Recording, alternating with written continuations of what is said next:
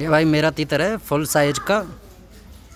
ये देखो, फुल हड्डी, फुल नस्ल, कौम, जात कौम, सारी चीज़ एक नंबर।